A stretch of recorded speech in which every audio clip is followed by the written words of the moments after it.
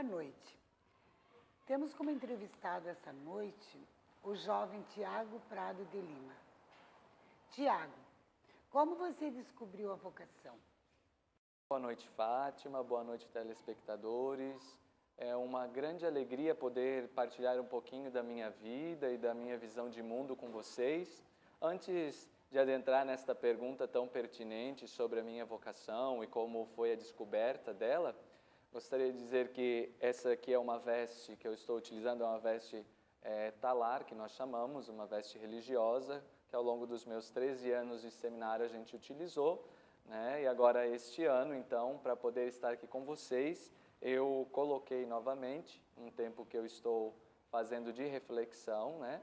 Mas para ilustrar um pouquinho mais essa dimensão vocacional que justamente você perguntou para mim agora. Então, quanto a essa questão de como descobriu a vocação, ela é bastante complicada de se falar, né? Tem uma máxima de Santo Agostinho que ele fala sobre o tempo, que eu acho muito interessante, que ele diz assim: quando eu sei o que é o tempo, mas quando me perguntam o que é o tempo, eu não sei explicar. A vocação também, ela perpassa um pouquinho essa dimensão, né? Quando me perguntam, como que você descobriu a sua vocação? Eu não tenho uma resposta fechada, até porque, pelo que eu creio, a vocação ela é um mistério, ela é um chamado de um ser superior, que no meu caso, nosso Senhor Jesus Cristo, e que faz um chamado especial para mim, só que não é um chamado tão claro assim. A gente precisa de uma mística, de uma espiritualidade, de um aprofundamento para descobrir esta vocação, né? E eu brinco sempre que toda vocação ela é envolta a um mistério, porque eu, quando falo com os casais, eu pergunto assim: por que você casou com este homem e não com outro? Tinha tantos? Por que é este que você foi casar? Por que foi com esta mulher que você foi casar? E as pessoas também não sabem, né? Ah, me atraiu aqui e ali, mas outras pessoas poderiam ter atraído e não. Foi justamente aquela pessoa que começou a fazer parte da sua vida matrimonial. Então, toda vocação ela gira em torno de um mistério, a minha também. Agora, o descobrir a vocação ela foi baseado em 3 pilares fundamentais. Primeiro, a minha família. A família ela vem de uma estrutura católica, uma educação bastante tradicional que favoreceu, então, um contato com a palavra de Deus, né?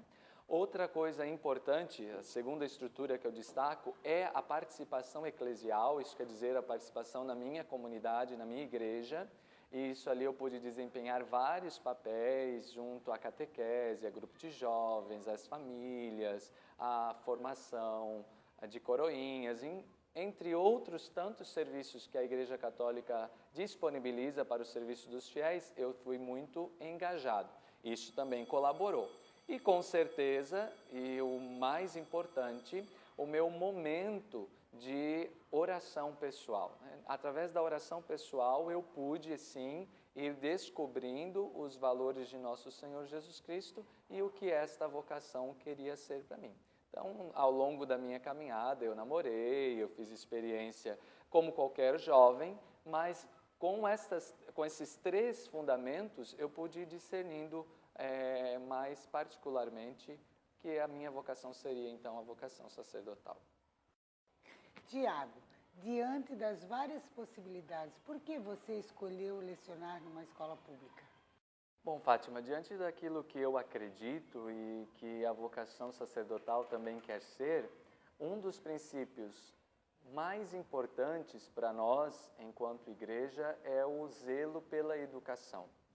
Então, a presença educacional na vida da igreja, ela foi sempre muito marcante ao longo da história. Até o processo educacional na igreja, no Brasil, ela é bastante marcada pela presença católica, né? Inclusive, a formação das universidades, ela brota justamente dos nossos colégios episcopais da Idade Média, os colégios paroquiais.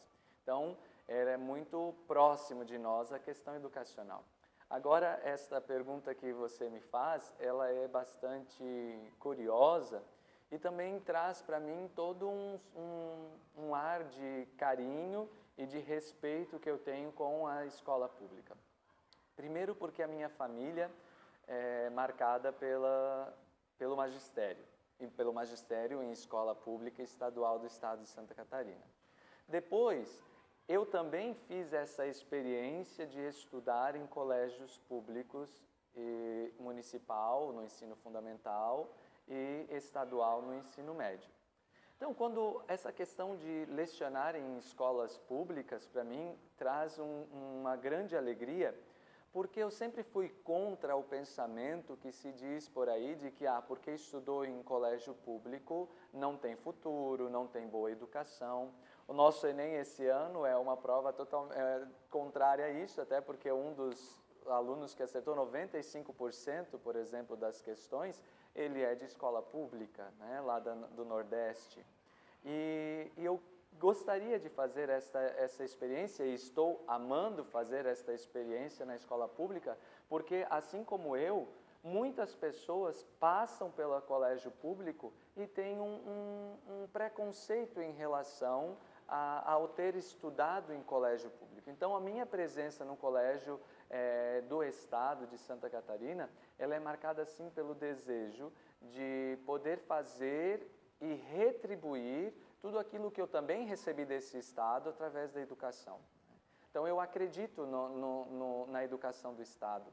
Eu acredito nos valores que as nossas escolas transpõem e penso que tenho algumas qualidades e alguns conhecimentos que eu posso estar partilhando com os alunos e assim eu e os meus alunos podem estar crescendo e também os meus colegas com a nossa interação nos colégios. Tiago, é sabido que a Igreja Católica é famosa por sua doutrina, mas rígida em relação a vários assuntos da sociedade. Como você encara essa diversidade cultural e sua convicção religiosa? Fátima, de fato, essa questão da diversidade cultural, ela é um assunto bastante complexo, né, para se debater. Embora a gente tenha tão pouco tempo para conversar sobre isso, eu vou tentar ser o mais elucidativo possível para que a gente possa entender um pouquinho até o meu posicionamento e também o posicionamento da Igreja. Claro que a Igreja Católica ela possui, sim, uma prática, uma moralidade, uma doutrina bastante rígida, pertinente a vários assuntos, né? Mas isto não nos impede de uma convivência harmônica em sociedade. Ao longo da minha caminhada vocacional, eu pude me relacionar com gente de todos os tipos.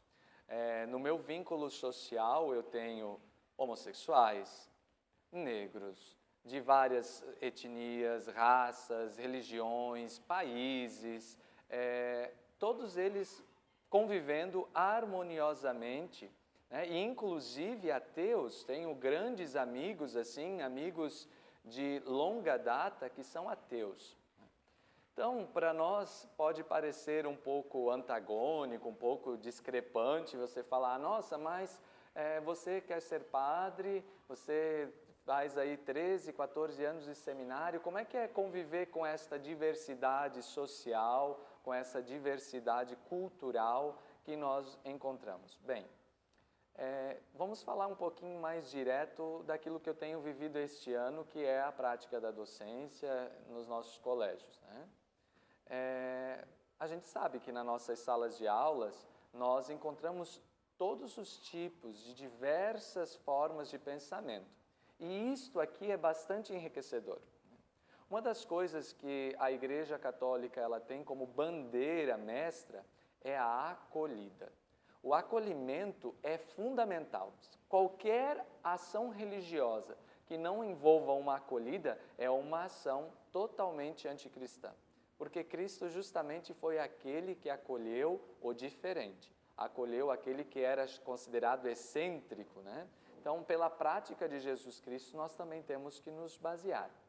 Agora, uma palavra básica para conseguir encarar essa diversidade cultural que você tem me perguntado está numa palavrinha chamada tolerância. Quando nós sabemos o que significa esta palavra, toda a dificuldade de convivência ela começa a cair por terra. Por quê? Primeiro, porque na tolerância nós aprendemos a respeitar o ser humano em si. Porque quando nós não temos tolerância, nós queremos impor um modo de ser às pessoas. E não é essa a prática da igreja, e muito menos a minha prática em relação a todas aquelas pessoas que pensam de modo antagônico ao meu. Então, o primeiro princípio básico é esta relação de acolhida, de respeito e de tolerância. Agora, nós temos que tomar bastante cuidado. Uma coisa é a tolerância, outra coisa é a aceitação. Eu não posso dizer que aceito isto ou aquilo que é contrário à minha fé, mas jamais posso dizer que não respeito e que não acolho. Então, aqui exige para nós um equilíbrio entre tolerância e aceitação. É óbvio que eu não aceito infinitas coisas que nós temos na nossa sociedade.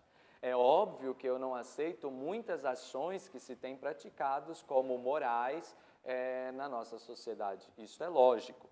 Agora, eu não posso excluir as pessoas do meu convívio por elas não se adaptarem à minha forma de crer e ver. Né? Mas isso não quer dizer que eu concordo com o que elas praticam. Um exemplo, eu tenho um amigo ateu. Discordo veementemente, creio até ser impossível ser ateu, né? Duvido até do ateísmo, mas respeito essa posição, porque ele tem esta liberdade e isso não nos impede de nos relacionar. Somente umas pessoas que estão muito longe de saber o que é cristianismo, de saber o que é o ser humano, começam a excluir um ao outro por causa das suas práticas e por causa da sua vivência. Né? Outro exemplo, a questão da homossexualidade, tão em voga hoje na nossa sociedade. É óbvio que enquanto religioso, enquanto fé, eu não posso aceitar o ato, né, da homossexualidade, eu não aceito o ato, considero ele uma maneira, como posso dizer assim, desvirtuada da sexualidade. Porém, possuo alunos, amigos, pessoas profissionais da educação que convivem comigo e nisto não impede nem um pouco a relação. Por quê? Porque o segredo está em não impor, mas em acolher. Né? Então, o princípio básico hoje para mim é este: acolher, amar e conviver. Mesmo nesta pluralidade de ideias que geralmente eu discordo em muitas coisas, mas que consigo conviver com o diferente e com o antagônico. Né? A solidariedade e a acolhida é o papel fundamental para encarar essa diversidade cultural. Tiago, quero agradecê-lo, né, pela sua presença, por você ter respondido todas as perguntas que eu lhe fiz. Mas eu gostaria que você deixasse uma palavrinha para nós em relação à diversidade cultural. O que você acha que tem que mudar na diversidade cultural? De que forma você encara a diversidade cultural? Eu só gostaria que você deixasse essa perguntinha assim que eu estou lhe fazendo, que você me respondesse com carinho. Bem, Fátima, a mensagem que eu gostaria de transmitir a você, aos nossos telespectadores sobre a diversidade cultural, ela é bastante simples, até porque, mesmo sendo uma situação complexa, a diversidade cultural, como já falei antes, a tolerância ela é a base para que a gente possa bem conviver. Mas a minha mensagem que eu quero deixar de modo especial para vocês é sobre aprender com o diferente. Nossa, quando nós superarmos os nossos limites a partir do aprender com o diferente, nós vamos ver que nós estamos perdendo em ficar fechado em nossos guetos.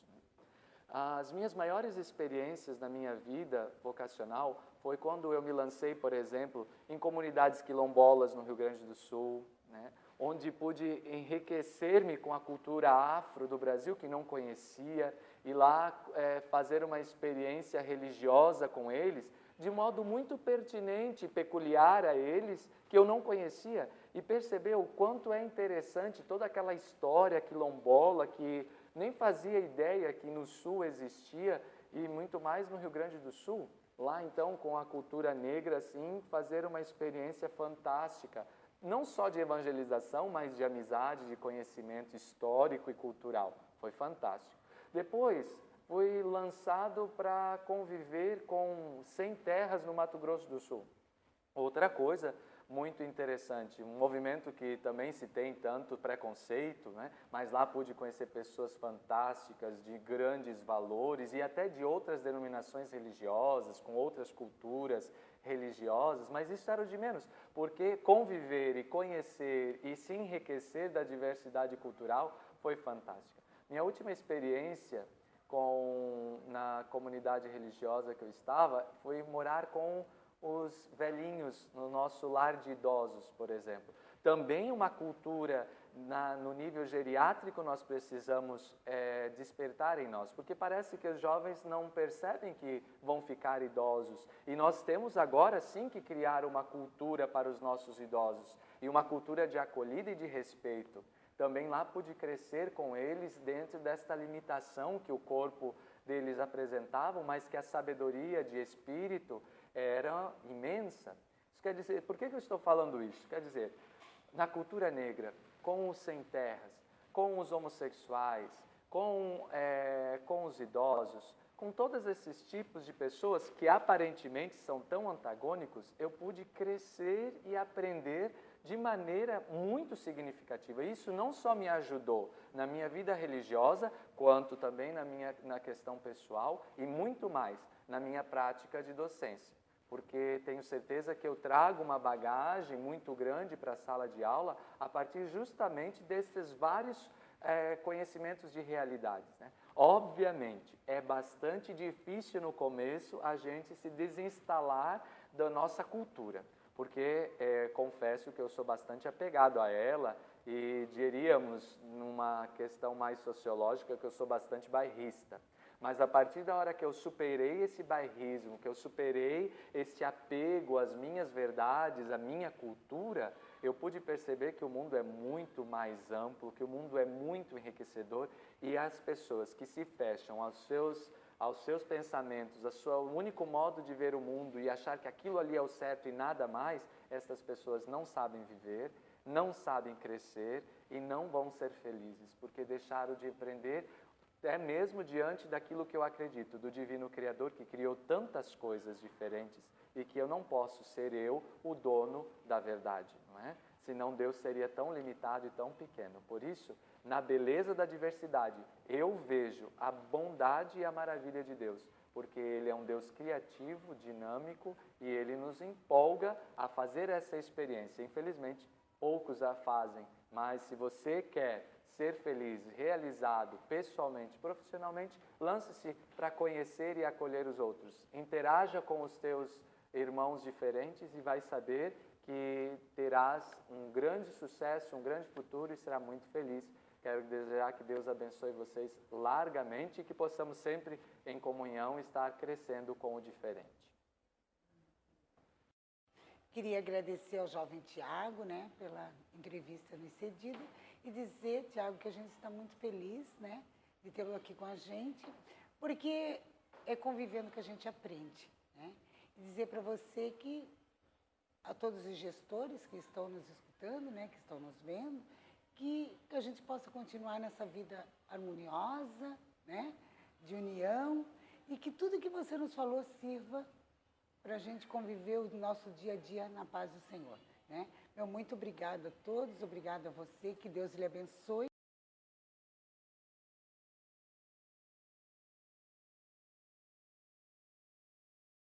Boa noite a todos os que nos ouvem, nos prestigiam nesta noite. O nosso segundo entrevistado, na pluralidade cultural, é uma pessoa que, além de plural, ele é multi, porque ele é multifuncional.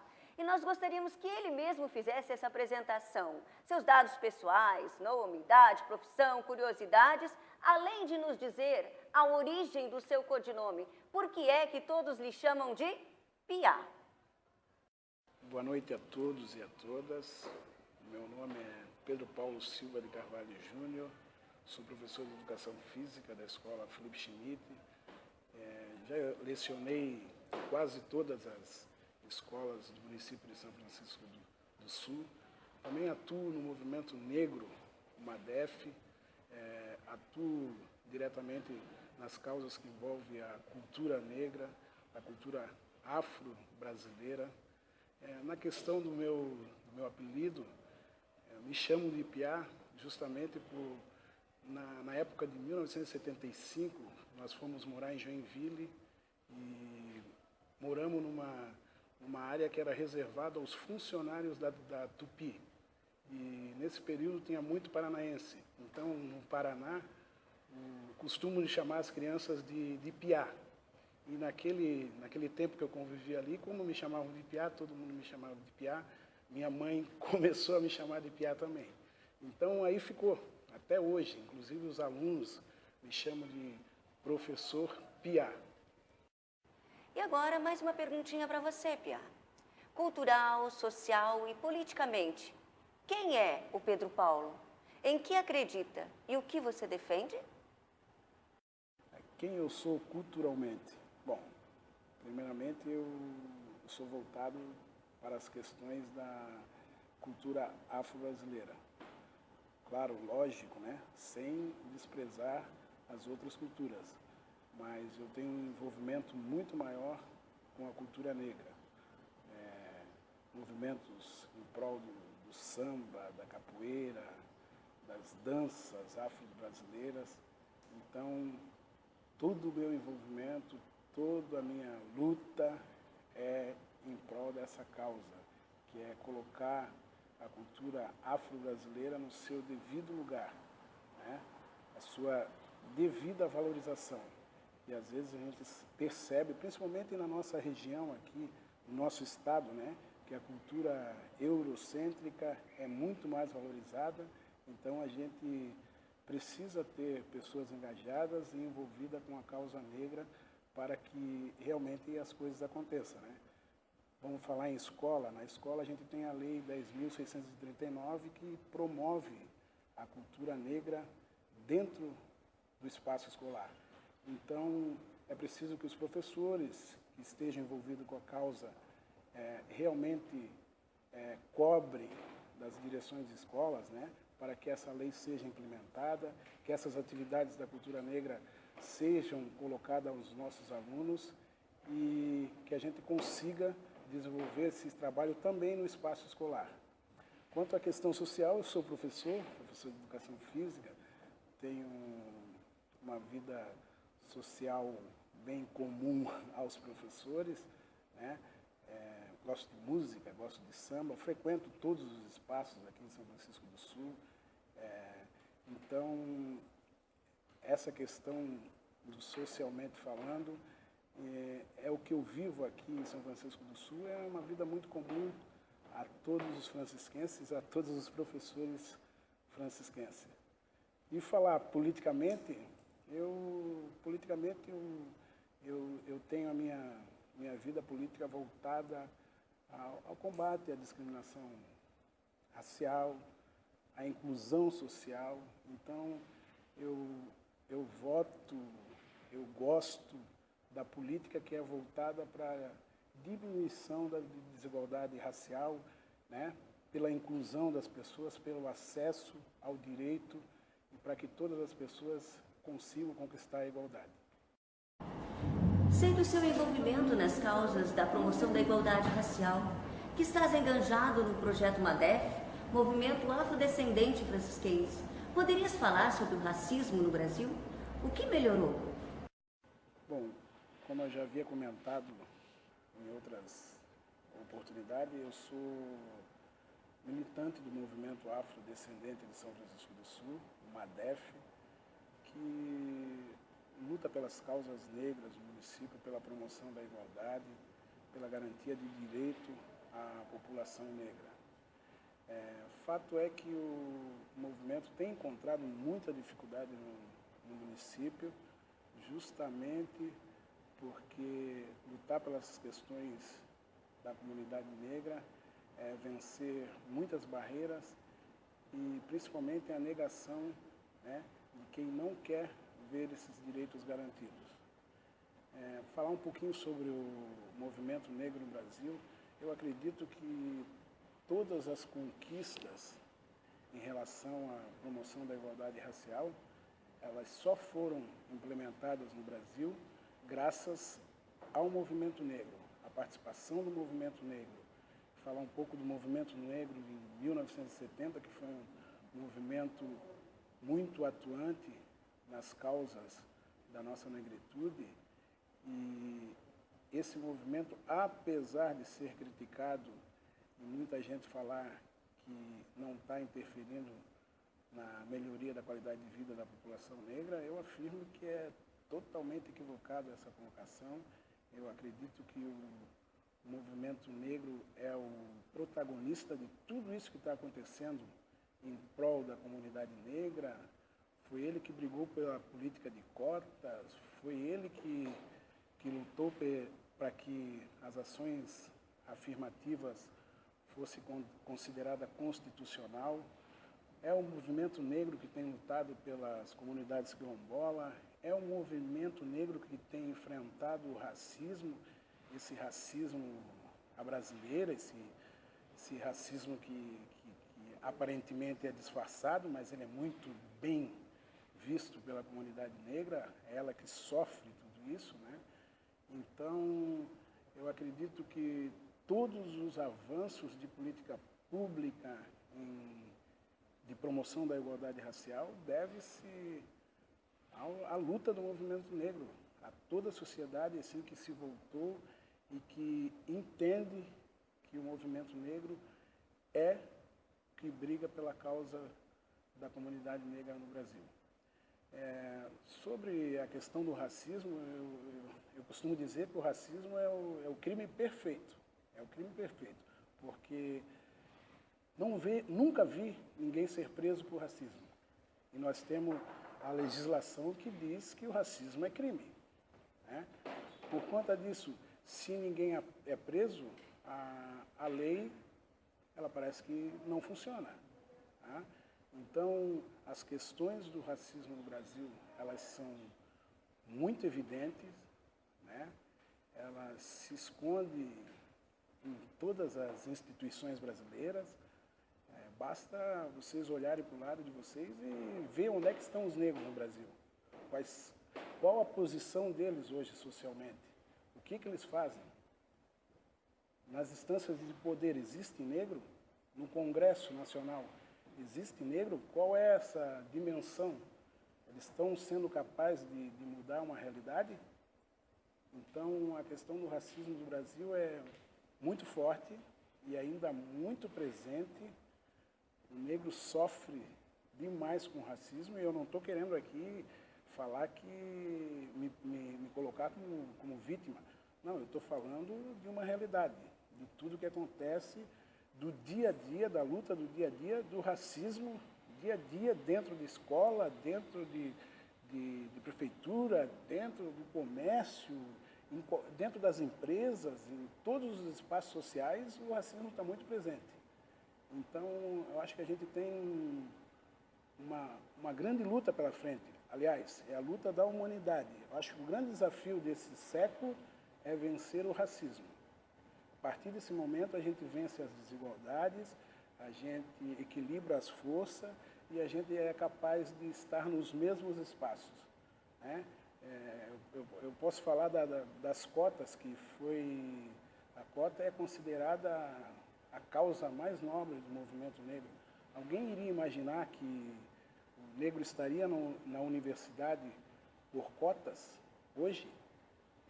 Isso seria inimaginável, mas as coisas estão começando a acontecer.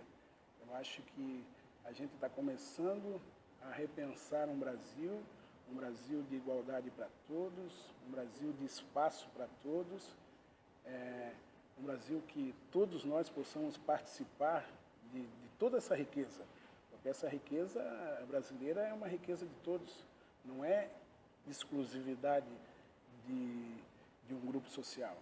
É uma riqueza, essa diversidade do povo brasileiro tem que ser dividido com todos. Então, falar de racismo é falar de uma mudança é falar de uma nova sociedade, uma sociedade que olhe para frente, que olhe as pessoas como seus iguais, como seu irmão, é falar de cultura de paz. Então, eu fico muito à vontade para falar sobre essas questões e acredito que as pessoas têm que começar a pensar sobre isso, sim. Professor, ativista social e também músico. De que outra maneira poderíamos terminar essa entrevista? Que tal nos conceder uma palhinha? Vamos fazer um samba aqui em homenagem ao povo negro.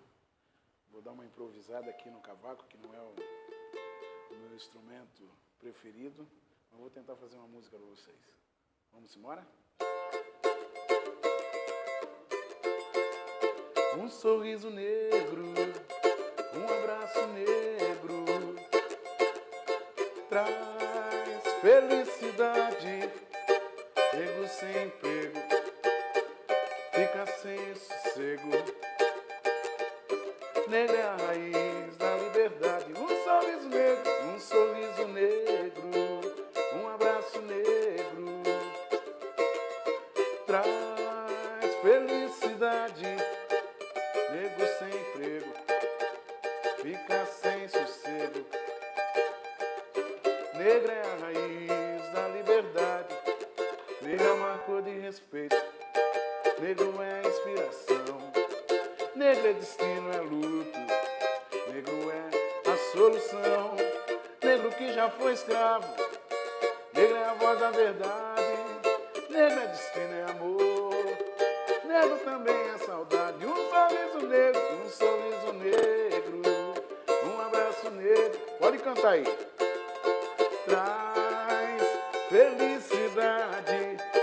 Negro sem emprego, fica sem sossego. Negra é a raiz da liberdade. Negra é a raiz da liberdade.